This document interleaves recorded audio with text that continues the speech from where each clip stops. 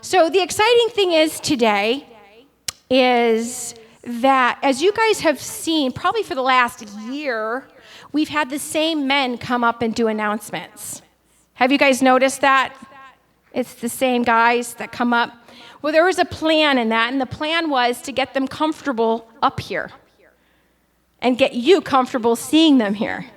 That was the whole plan. So I think we're comfortable enough that we want them to come and speak to us today and give us the Word of God. And we're excited for our very first speaker today is Jared Renzo. Come on up, Jared. We love you. We are so proud of this guy. He's repping our shirt. We're so proud of him. God has done amazing things in his life. Can you see it? When you see him walking around, you can see God doing amazing things. He sent my husband, and I'm going to out you just a minute. And I might not phrase it, but he said, as he was studying the Word, he said, I have tears in my eyes. I'm crying, not because I'm sad, but because I see how God is pursuing. And he's always pursuing me. And that's where Jared's been. He's been, not only God has been pursuing him, but Jared has been responding to that. And then shortly after Jared, we've got our very own Travis Fitch, right? We're excited about that. Travis has been a stable man, and we appreciate Travis. And so he comes from good roots, and he is born and bred in this church. He is a sweetheart of New Life, and we're very excited that he's going to bring the Word. He's going to come right up after Jared. And they were both given the same text. And so they both came out with their own perspectives. So God has got a plan. Amen.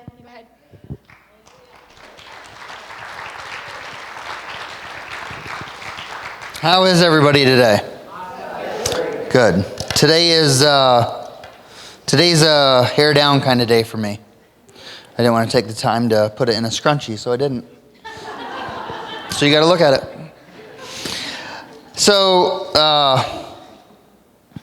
as Denise said, I've been, being resistant to the Lord. I got to try not to pace.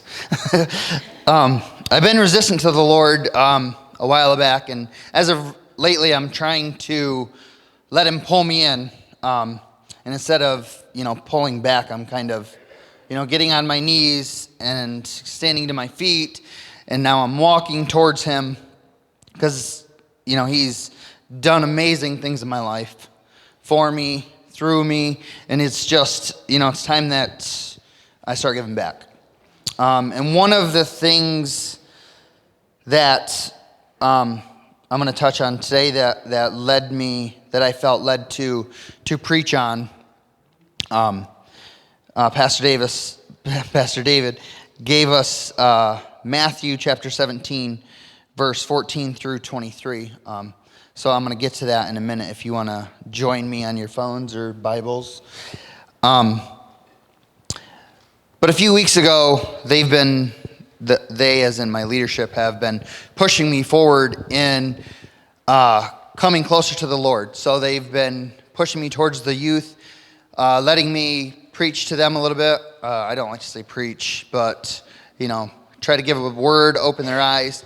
And one of the things that I talked about with them a few weeks ago was kind of reading, looking, hearing, anything that we can do to put more positive into our lives and kind of block the bad out.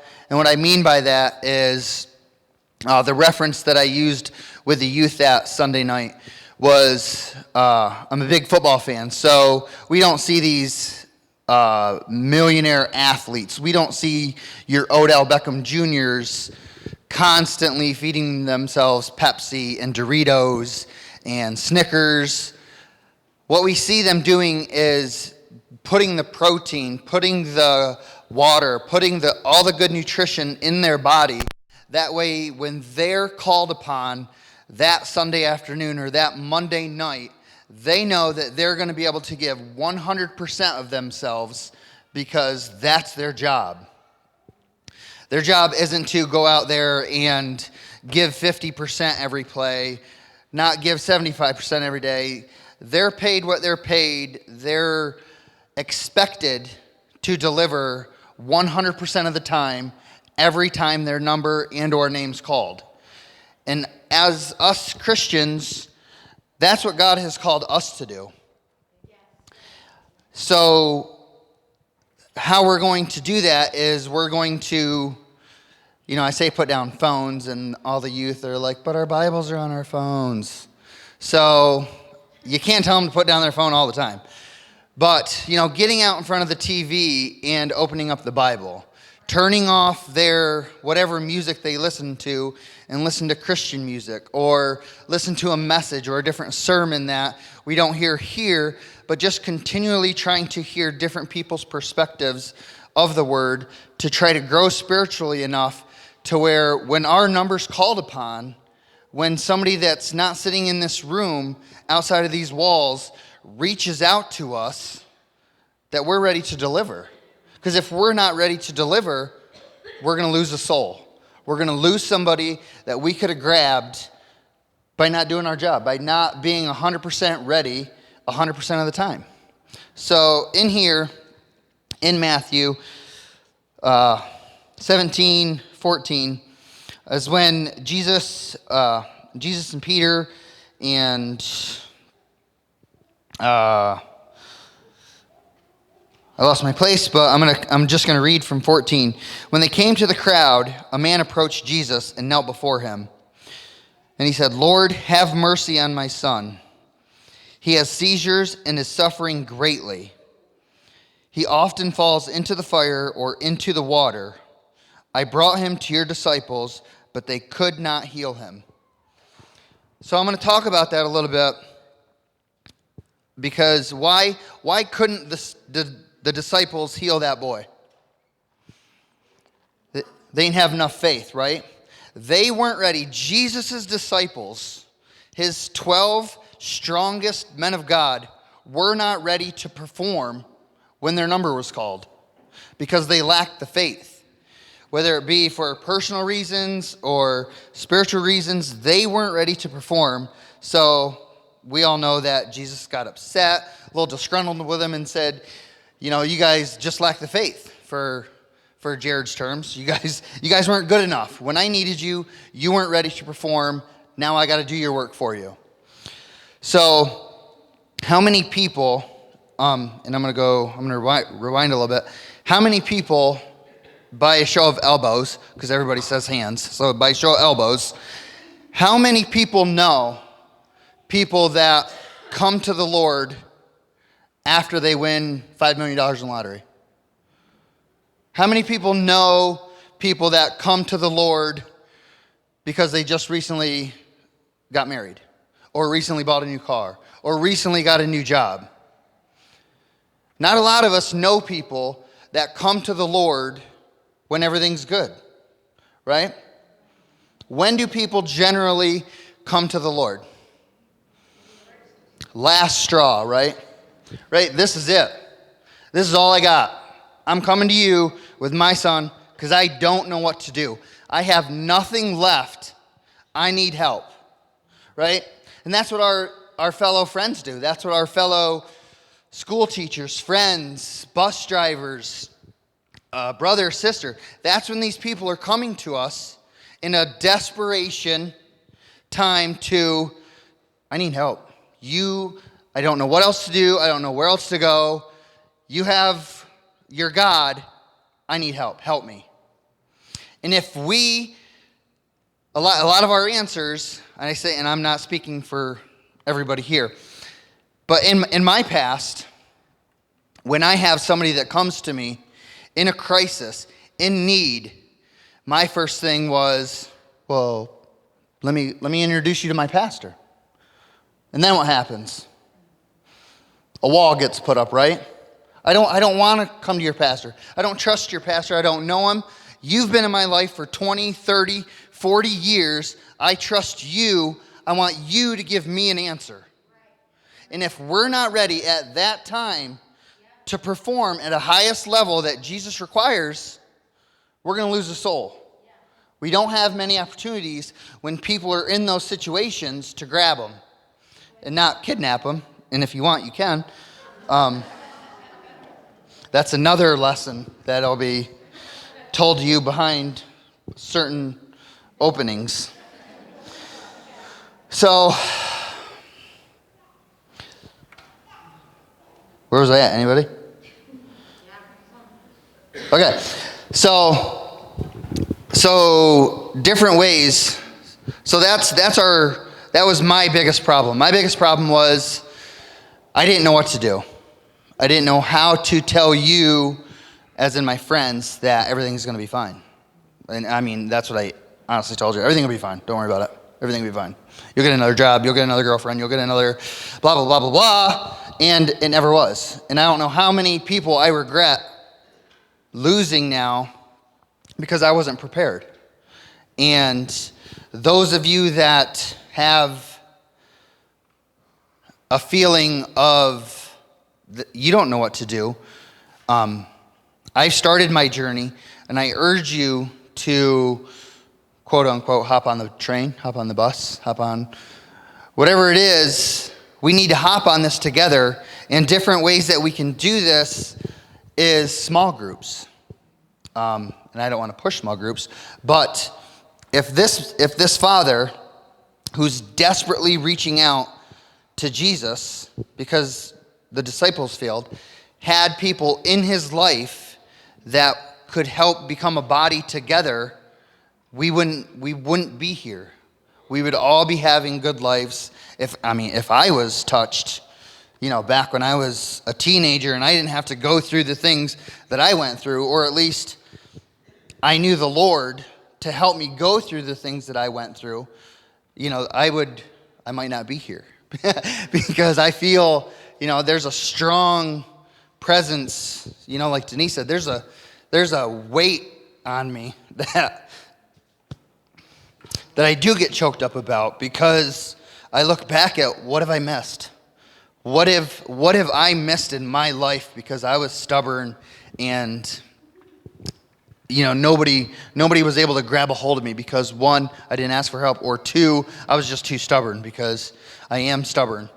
Because I want to do things on my time, just like a lot of people.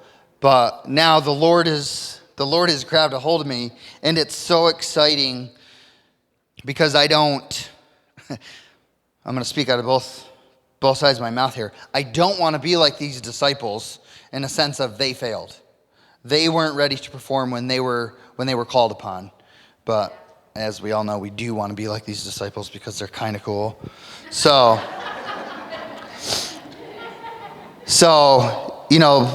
one day I hope I get to walk beside the Lord like Peter did and argue about everything whenever he tells me to do something. So, as I stand here, and I get ready to hand this microphone over. I don't know if my time's up or not, but as I said, I'm stubborn, so I'm going to end. I urge and plead and beg that don't let somebody like me not be grabbed a hold of before it's too late, before we miss another soul, before we miss another life. Let's dive into the Bible. Let's dive into the things that we need to dive into, especially the youth. I preached to you guys before. We don't know when we're going to lose somebody. We don't know that soul that we're not gaining for Christ. So, just like in sports, we have to be ready to dominate. And my competitive nature is to dominate. So, thank you.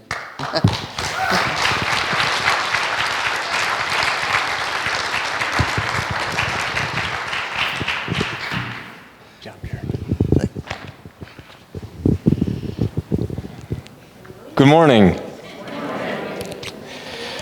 The neat thing about what I see happening here is, Pastor met with us 2 weeks ago and said, you're speaking in 2 weeks. And I'm going to give you the text that I want you to speak so you're not overwhelmed with the entire Bible. But I'm not going to tell you what to say. And Jared and I didn't speak at all until this morning, right before the service. And I exchanged a couple texts with Pastor, but he let us go with what God was telling us. And he taught us how to study, how to prepare. And we did that, and he said, something will come to you. And it was amazing how that happened. You know, you read it over, you study it over, and then all of a sudden one day, something pops out to you. And it's really neat, as Jared and I were talking this morning, we didn't even know what order we were going in, and Denise was with us. And we were sharing what we were going to be talking about. And Jared said, I need to go first.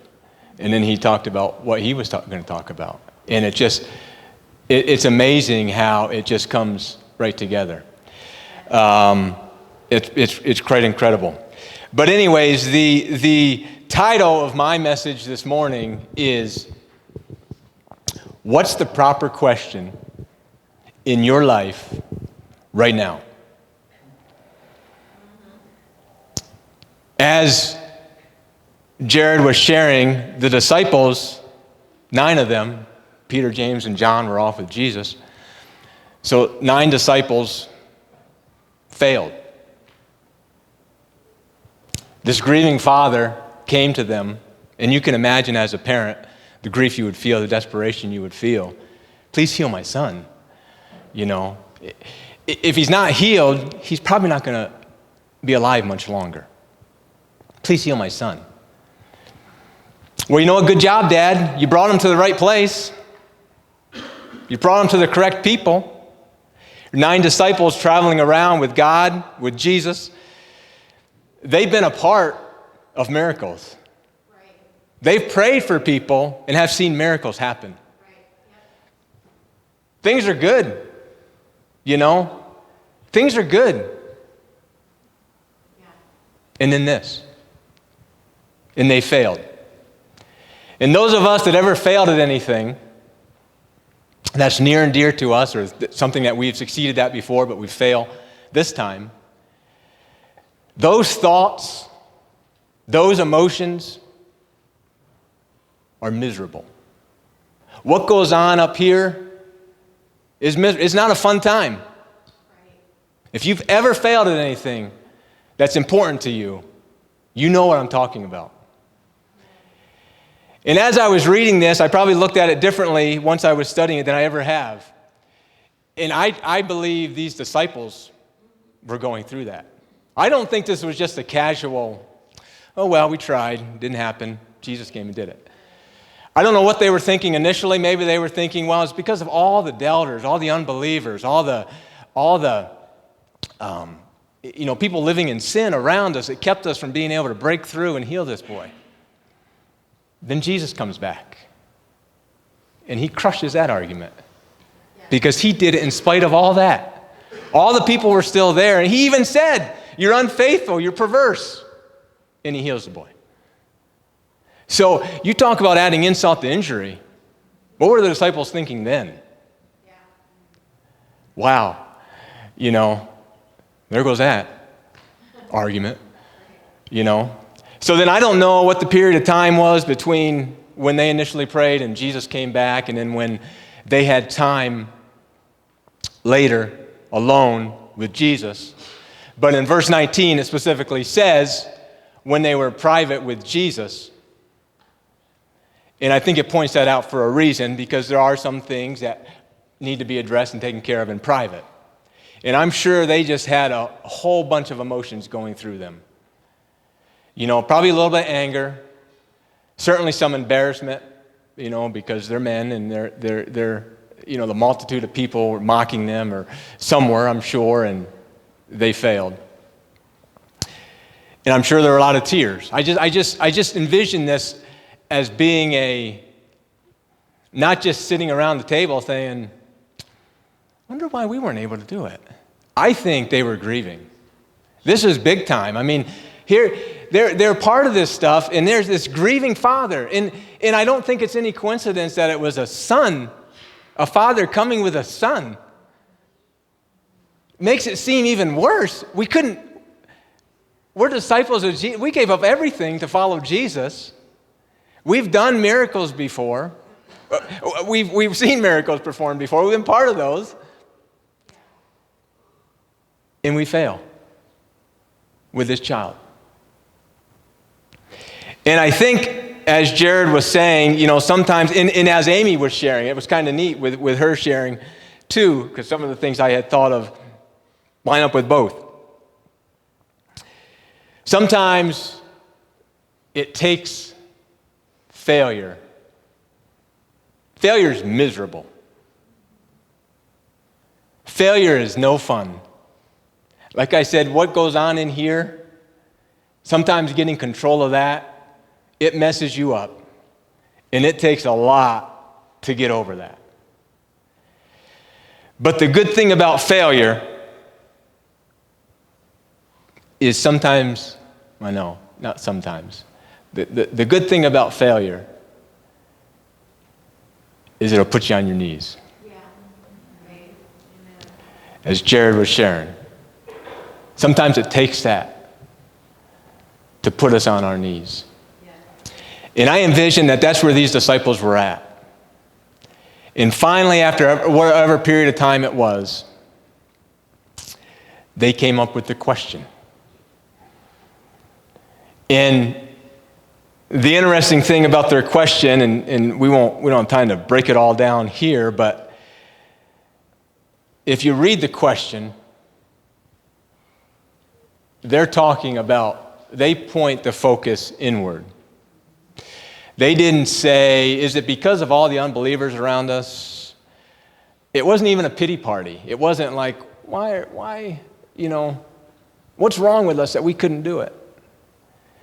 It was just simply, and the other good thing about the question is that, they're talking about we, but the other good thing about the question is it's past tense. They said, why couldn't we do it? Why could not we do that? They weren't saying, why can't we do it? They didn't say, why will we never be able to do it? They knew they had the authority to do it. They knew Jesus gave them that authority. They knew he wasn't going to be with them much longer. He told them that once. And right after this, he tells them it again. They're going to kill me. And I'm going to rise again. I'm going to heaven. You guys got to do this. I'm not going to be here, physically be here much longer. So I think they were grieved by this. And I think they had a lot of time to think, reflect, contemplate. Contemplate means you think deeply about something for a long time. And I'm sure they were doing that. Getting off, Albert Einstein, and I understand he's not in the Bible, but he was considered one of the smartest men in history. He said, he made a statement, he made a lot of statements, but this one was really good. He said, if I had an hour to solve a problem, and my life depended on the solution, I would spend the first 55 minutes thinking about the proper question. For once I had the proper question, I would have the solution in less than 5 minutes. That's pretty profound. And I think God can use the words of, I don't know where he lined up belief-wise, but I think that God can use the word of men without them even knowing it to say some pretty good things. And I think it's important as these disciples got to the point that they were on their knees, I believe, and they asked God. And I don't think it was just a casual, why couldn't we do it? I think there was a lot of emotion in that. And I think they said, why couldn't we do it? His father brings his son to us. Desperate. We've been following you around. We've been part of miracle services before. And his father brings his son, and we fail in front of all these people. And then you come in and do it and make us look even more foolish. Why couldn't we do it? And I think because of the nature of their question and whatever took place between there, I think Jesus saw that they were completely point of complete humility, maybe brokenness, certainly openness. And I think he said they're ready for the truth. You know, sometimes we ask questions, but we don't really want the truth. We got the answer we think it is, what we want it to be. And if we don't get that answer, we don't want anything to do with it. So sometimes we have to get to that point where maybe things are good. Maybe you're living well, you're doing well, everything seems okay. But truth never stops. Growth never stops. You know, in John it says, they shall know the truth and the truth shall set them free, right? Those who are free indeed. That doesn't mean that, okay, I'm saved. Good enough. Enough truth. Good enough. You know, what other truth is there? These were disciples that gave up everything to follow Jesus. As Jared said, we kind of want to be like them. But there was still more for them. There was still more for them. And in the next verses, he goes on to say, well, he gives them the answer, which wasn't gentle. And if they weren't ready for that, they may have said, we gave up everything to follow you. And you're going to talk to us like that? We're going fishing, man. We're out of here. We're going fishing. But they had reached the point where they knew their calling. They knew what they were supposed to be able to do. And they failed. And God knew it was going to take that to put them on their knees and realize, to be ready for the truth, to receive the truth, and to grow from it. He goes on to say, you know, if you have faith the size of a mustard seed, and we all heard, you know, that's pretty small, and you can move a mountain. That seems pretty impossible. But he didn't seem to clump that into the impossible part of it, because after he says that, he says, nothing will be impossible for you. That's interesting to me. He didn't say nothing would be impossible for me. Just pray, and, you know, I can do anything. He said nothing will be impossible for you. In other words, you should have been able to cast this demon out of this boy. You know, he talks about moving a mountain. That seems pretty impossible. But he goes on to say, nothing will be impossible for you. Imagine being that person. You know, you've all heard of businessmen or other people like that people say, everything they do turns to gold. Everything they touch turns to gold. They just succeed at everything they do. And that's true. There are people like that. And that's fine. That's dandy. Imagine if you were the person that nothing's impossible for them. You know, I've seen them pray for people and, you know, the prayer's answered. I've seen miracles happen. It's amazing. Imagine if you were in tune with God, that's who you were. And that's what Jesus is telling them here. That's who you need to be. That's who you need to be, guys. They're going to kill me. I'm not going to be here on earth much longer. You've got to carry on. So my challenge to you is ask that question. I don't know what the question is for each of you. I have no idea where you're at in your life. I don't know what your question is. I don't know what the answer is for each of you. I don't know the question. You need to figure that out. Spend some time.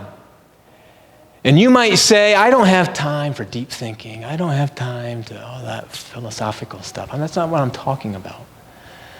You know, I just go through life. I do what I got. Things are pretty good. I just go through life. I do what I got to do, deal with what I got to deal with. And, you know, I love Jesus and things are good. If it hasn't happened to you, you probably know somebody it has happened to, or you're going to probably find out at some point that things there will probably be something at some time that's going to put you on your knees. Jesus loves you too much to not show you truth.